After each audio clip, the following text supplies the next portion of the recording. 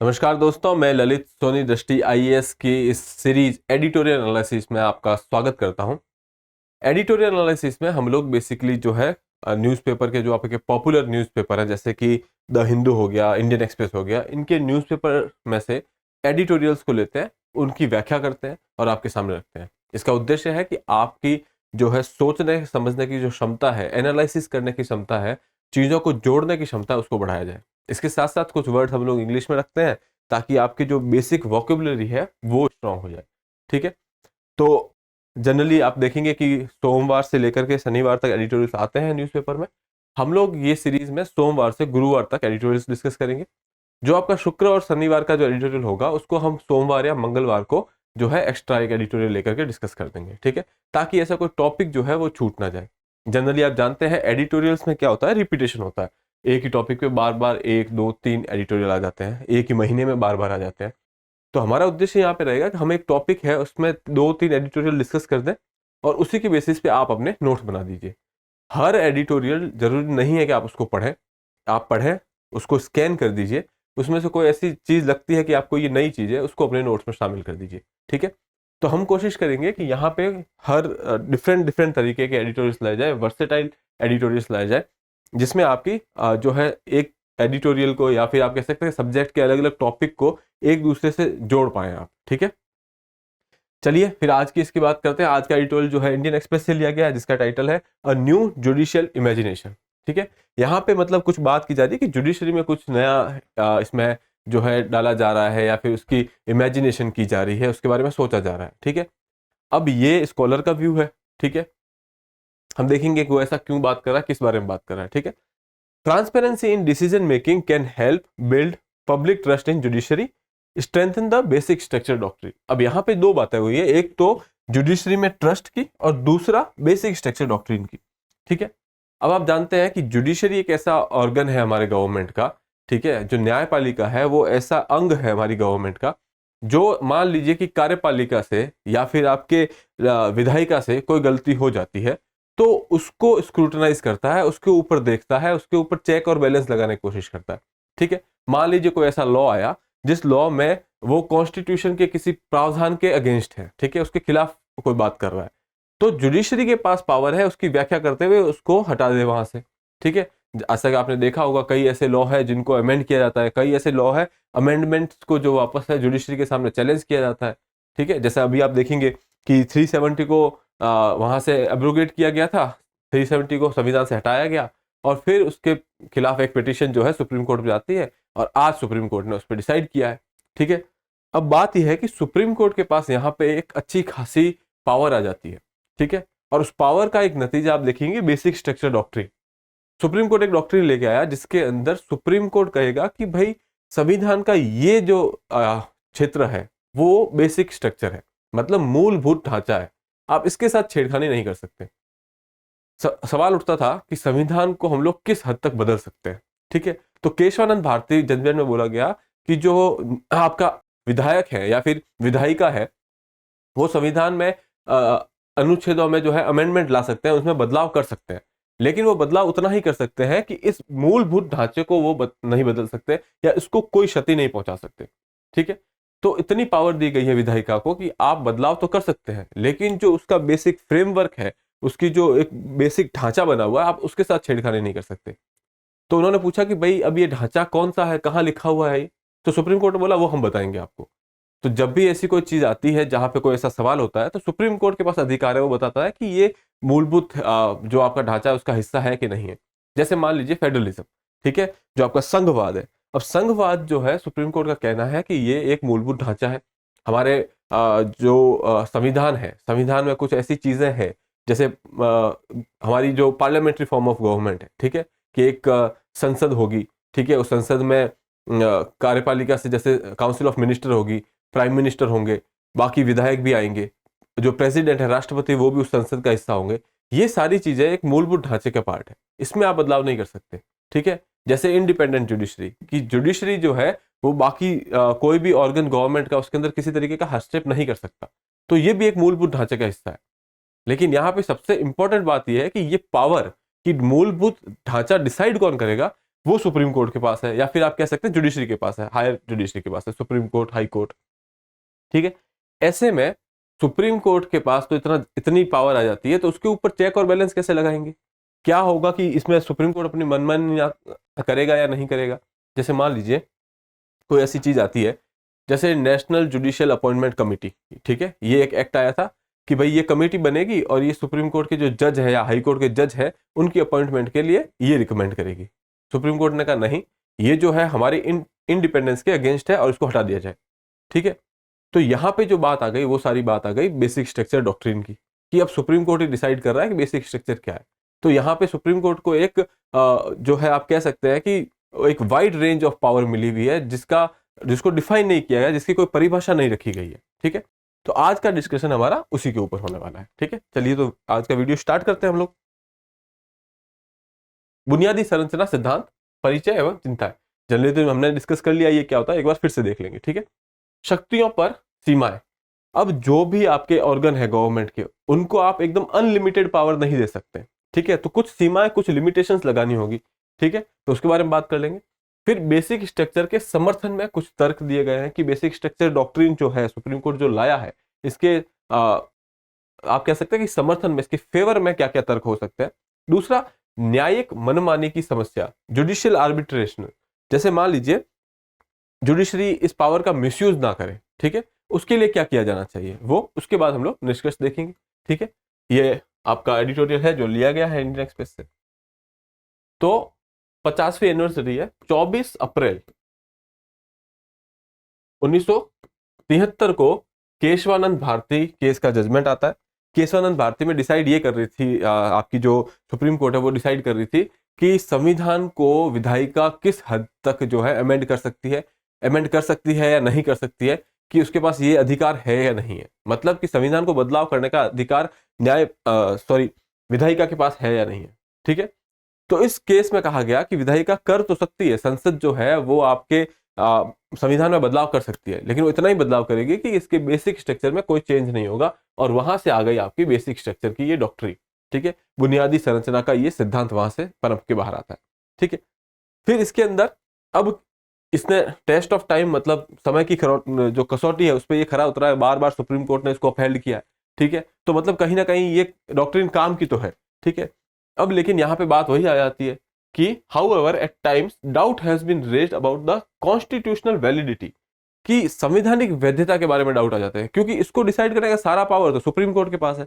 तो इस बात की क्या गारंटी कि सुप्रीम कोर्ट उसका मिसयूज नहीं करेगा। ठीक है, तो यहाँ पे वैधता पे बात आ जाती है।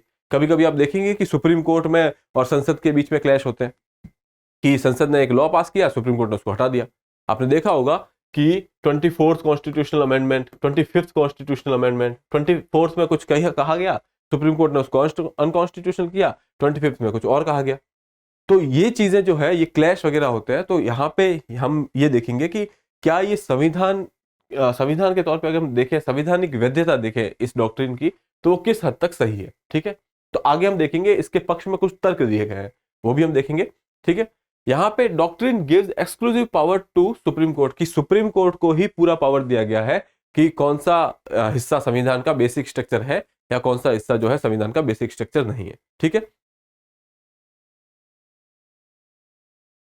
तो यहां पे आप देख सकते हैं कि जब इस तरीके की पावर जो है सुप्रीम कोर्ट को दी गई है, अब मान लीजिए कि संसद जो है वो आपके ये कह सकते हैं कि जनता से चुन करके वहां आए हैं और जनता का मैंडेट रखते हैं वो। अब संसद कोई चीज में बदलाव करती है, सुप्रीम कोर्ट कहती है कि नहीं, ऐसा नहीं कर सकते आप।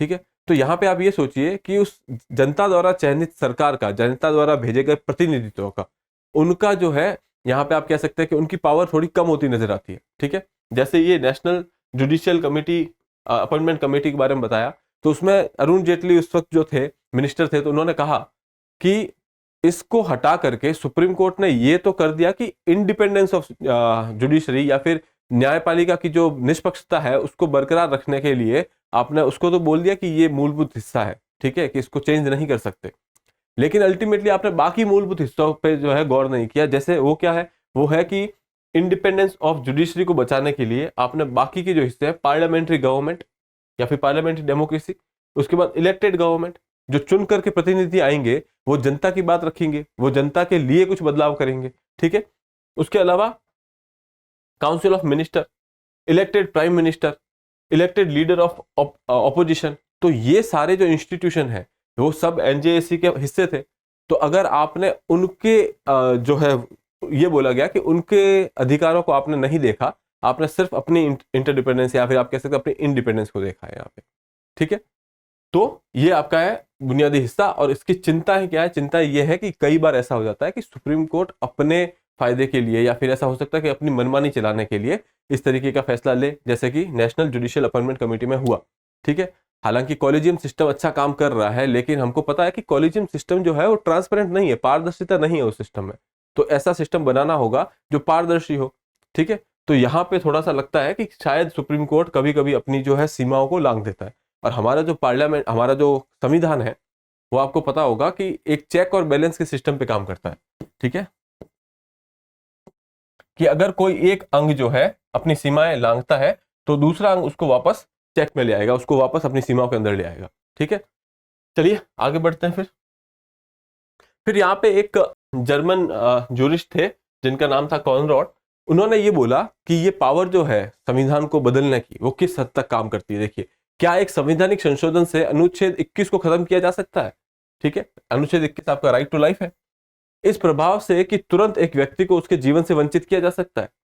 क्या संशोधन शक्तियों का उपयोग संविधान को खत्म करने या फिर मान लीजिए किसी मुगल सम्राट या इंग्लैंड के ताज को शासन फिर से शुरू करने के लिए दिया जा सकता है।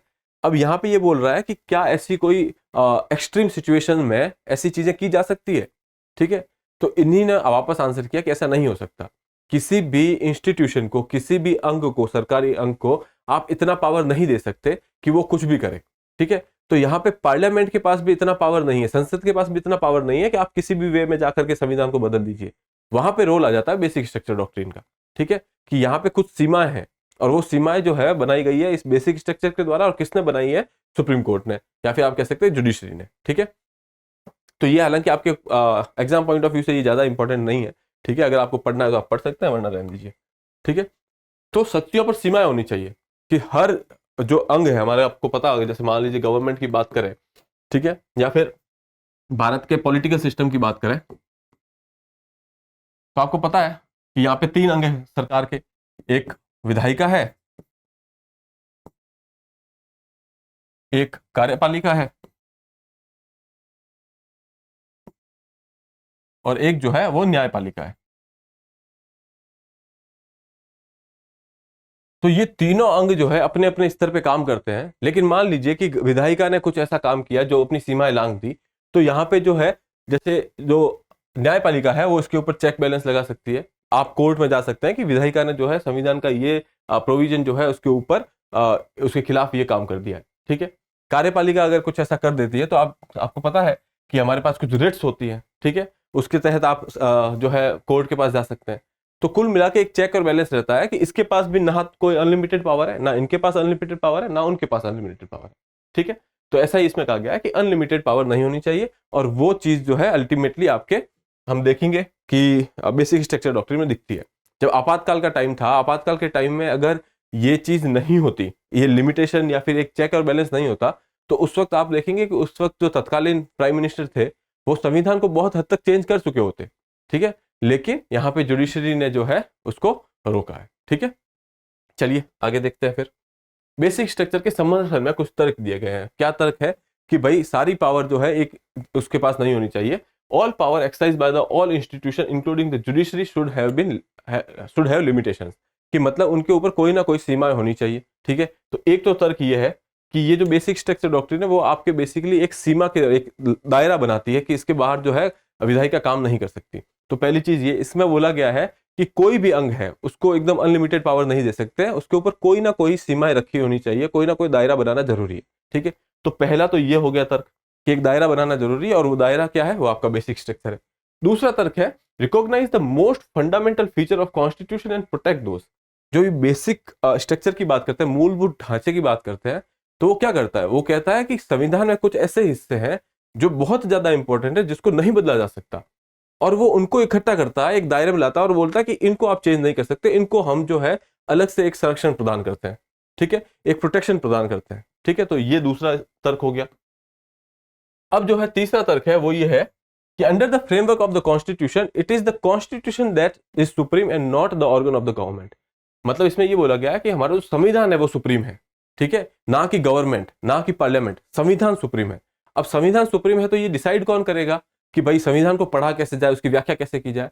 तो संविधान ने अपने आप में ये पावर जो है न्यायपालिका को दी हुई है, सुप्रीम कोर्ट को दी हुई है कि वो फाइनली व्याख्या जो करेगा वो सही होगी। सुप्रीम कोर्ट जो है फाइनल इंटरप्रिटेटर ऑफ कॉन्स्टिट्यूशन है, ठीक है। तो अगर ऐसा है तो उसी चीज का इंटरप्रिटेशन करते हुए जो है ये बेसिक स्ट्रक्चर की डॉक्ट्रिन सुप्रीम कोर्ट ले आया है। सुप्रीम कोर्ट ने व्याख्या की संविधान की, उन्होंने बोला कि कुछ ऐसी चीजें जिनके साथ छेड़खानी कर ही नहीं जा सकती, ठीक है। और अभी जो है हम बताएंगे कि वो कौन सी चीजें हैं, ठीक है। तो ये हो गए आपके 3 तर्क जो इसके फेवर में है, ठीक है, इसके समर्थन में। यहाँ पे देख सकते हैं, limitation on power, protection of fundamental features and supremacy of the constitution, शक्तियों पर सीमाएं, मौलिक विशेषताओं का संरक्षण और संविधान की सर्वोच्चता, ठीक है। अगली बात करते हैं हम न्यायिक मनमानी की समस्या। अब जहां पे इतना सारा पावर, आप बोल रहे हैं बार बार कि सारा एक साथ इतना पावर नहीं दे सकते, कुछ लिमिटेशंस होनी चाहिए, ठीक है। तो यहाँ पे तो सुप्रीम कोर्ट को इतना पावर दिया गया है कि संविधान में कुछ भी चीज होगी, कोई भी व्याख्या करनी होगी, सुप्रीम कोर्ट कर सकती है, ठीक है। तो आप उसमें जो है ये मनमानी को कैसे रोकेंगे? तो उसका एक ही तरीका है कि जो सिस्टम है उसके अंदर पारदर्शिता होनी चाहिए, ठीक है, ट्रांसपेरेंसी होनी चाहिए। पहले क्या होता था, जो अतीत में या पास्ट में आपके हैं, पहले ये पारदर्शिता कैसे तय होती थी कि सुप्रीम कोर्ट ने या फिर न्यायपालिका ने कोई एक न्यायिक जजमेंट दिया या फिर कोई निर्णय दिया। अब वो निर्णय किस हद तक सफल है, उसकी जो आप ये कह सकते हैं प्रभावकारिता कितनी है, ठीक है, वो कितना प्रभावकारी हुआ है। जितना प्रभावकारी हुआ है उस हिसाब से हम तय करते थे कि ये जो है कितना पारदर्शी है, क्योंकि दिखता था, उनके प्रभाव के हिसाब से आपको दिखता था, ठीक है। लेकिन आजकल का जो दौर है वो अलग है, इंफॉर्मेशन टेक्नोलॉजी है, हर चीज आपको सूचना बहुत जल्दी मिल जाती है। तो ऐसे में जो है आप क्या करेंगे, ऐसे में आज उस विश्वास को केवल निर्णयों की वैधता के प्रदर्शन के माध्यम से ही कायम रखा जा सकता है। निर्णयों की वैधता मतलब लेजिटिमिटी, ठीक है। लेजिटिमेसी जो है, जो आपने कोई निर्णय लिया कि वो कानूनन रूप से सही है कि नहीं है, अगर ये आप दिखा पा रहे हैं तो आपके ऊपर जो है भरोसा कायम रहेगा, ठीक है। तो यहाँ पे पहले जो चीज प्रभावकारिता पे डिपेंडेंट होती थी, अब जो है वो निर्णयों की वैधता पे डिपेंड होती है, ठीक है। अब आपको रुकना नहीं है इतना देखने के लिए कि कब जाके वो प्रभाव दिखेगा और उसके बाद हम डिसाइड करेंगे कि ये निर्णय सही था या नहीं था।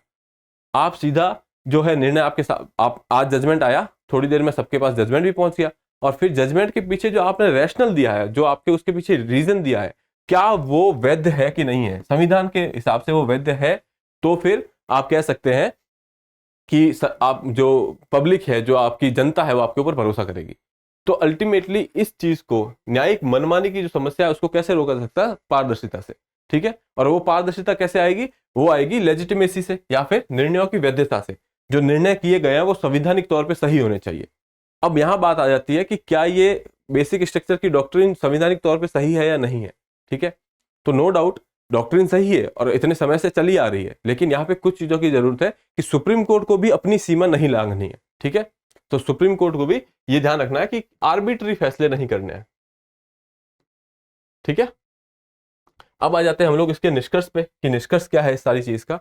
निष्कर्ष ये है कि जो संविधान है हमारा, ठीक है, संविधान या फिर आप कह सकते हैं ये मूल संरचना जो है, जो संविधान की मूल संरचना सुप्रीम कोर्ट ने जो दिखाई है, वो एक पोल स्टार है या फिर कह सकते हैं ध्रुव तारे की तरह है। ध्रुव तारे का क्या काम होता है कि वो आपको अंधेरे में रास्ता दिखाता है। जब पहले नेविगेशन की इतनी सुविधा नहीं होती थी तो ध्रुव तारे को देख करके लोग डिसाइड करते थे कि कौन सी दिशा में, क्योंकि वो हमेशा उत्तर दिशा में होता था, ठीक है।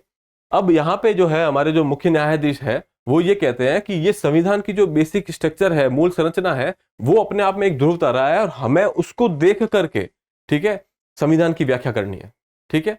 अब उस संविधान की व्याख्या आप कैसे करेंगे? उस बेसिक स्ट्रक्चर को देखते हुए करेंगे, और जो कार्यपालिका है उसको क्रियान्वयन भी उसी तरीके से करना है। आपको बेसिक स्ट्रक्चर के साथ छेड़खानी नहीं करनी है, ठीक है। तो आप बेसिक स्ट्रक्चर को एज एक आप ये कह सकते हैं अपना मार्गदर्शक देखते हुए आगे का कार्य करेंगे, ठीक है। तो सुप्रीम कोर्ट को भी अपने उन दायरों में रहना है। सुप्रीम कोर्ट को भी पता होना चाहिए कि वो भी उस बेसिक स्ट्रक्चर से बाहर जाके काम नहीं कर सकते, उस मूलभूत ढांचे से बाहर जाके काम नहीं कर सकते, ठीक है।